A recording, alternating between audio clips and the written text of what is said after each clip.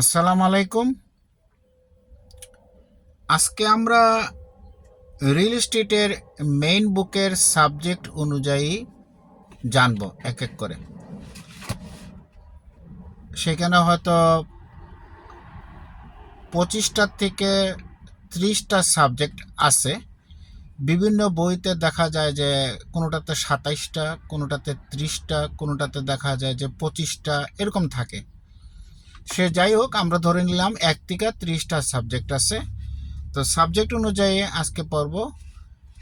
তো প্রথম যে সাবজেক্টটা রিয়েল এস্টেটের মেইন বুকে আছে সেটা হচ্ছে লাইসেন্স ল অ্যান্ড রেগুলেশন।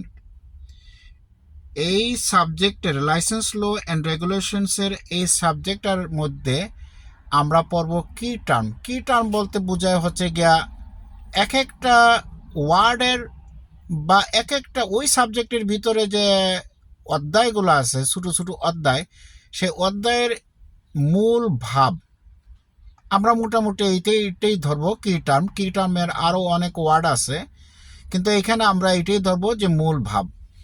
তো এই কি টার্মের এই লাইসেন্স ল অ্যান্ড রেগুলেশনসের প্রায় আমি দেখছি 70 থেকে 75টা কি টার্ম আছে। তো সেইখান থেকে আমি বাছাই করছি আর 29টা বা 30টা।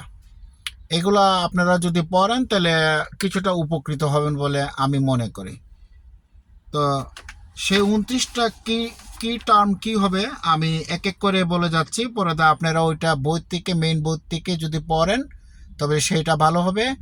কারণ হচ্ছে কি টার্মে যদি প্রত্যেকটা অ্যানালাইসিস করে যায়, এক একটা ভিডিও যদি 5 ঘন্টা করে করিও তা শেষ হবে না। সে যাই হোক, তো আজকে লাইসেন্স ল অ্যান্ড রেগুলেশনসের কি টার্মগুলা যেগুলো আমি ব্যক্তিগত পর্যায়ে চুজ করছি পরীক্ষার জন্য, সেগুলোর থেকে পড়ব। প্রথমটা হচ্ছে agricultural district disclosure, apartment information vendor, apartment sharing agent, article 12A of the real property, article 78 proceeding, associate real estate broker, bed bug disclosure form, blind ads,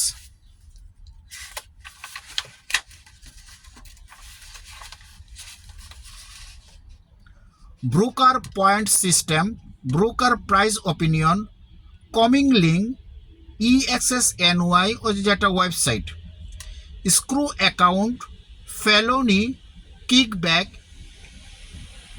missed manor, multiple listing service, New York state department of state যেটা নাকি dodge, এটা সম্পর্কে জানতে হবে।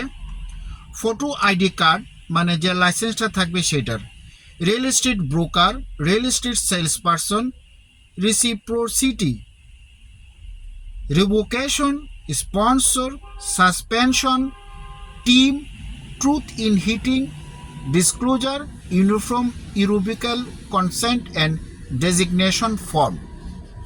তো এগুলোর মধ্যে আমি জাস্ট কয়েকটা একটু বলবো। অ্যাসোসিয়েট রিয়েল এস্টেট ব্রোকার, আমি আরেকটা ভিডিওতে বলছিলাম অ্যাসোসিয়েট রিয়েল এস্টেট ব্রোকার বা অ্যাসিস্ট্যান্ট রিয়েল এস্টেট ব্রোকার যদি শব্দটা থাকে, সেটা হচ্ছে গিয়া তিনি এমন একটা পার্সন যার কাছে ব্রোকার লাইসেন্স আছে, বাট তিনি কোনো অফিস খুলেন নাই। তিনি আর একটা অফিসে একজন রিয়েল এস্টেট এজেন্ট হিসাবে ওই অফিসে তিনি কাজ করতেছেন। ইনি হচ্ছেন গিয়া অ্যাসোসিয়েট ব্রোকার অথবা অ্যাসিস্ট্যান্ট ব্রোকার বা এই ধরনের যে নামে ডাকা হয়, কিন্তু লাস্ট শব্দটা থাকবে ব্রোকার বা প্রথম শব্দটা থাকবে ব্রোকার। আর একটা হচ্ছে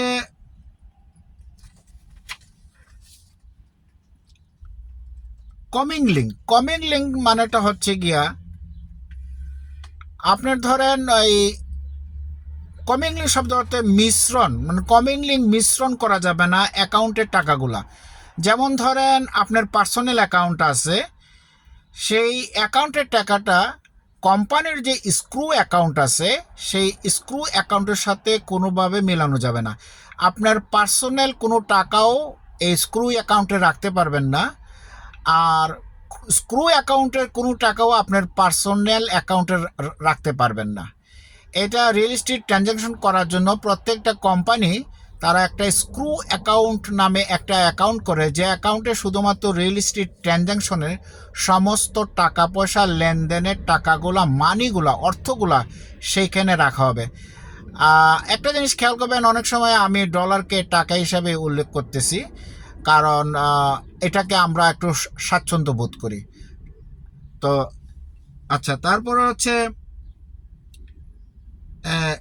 রিভোকেশন হচ্ছে কোনো লাইসেন্স যদি সরকার কর্তৃক পার্মানেন্টভাবে নষ্ট হয়ে যায়, সেটার নাম হচ্ছে রিভোকেশন।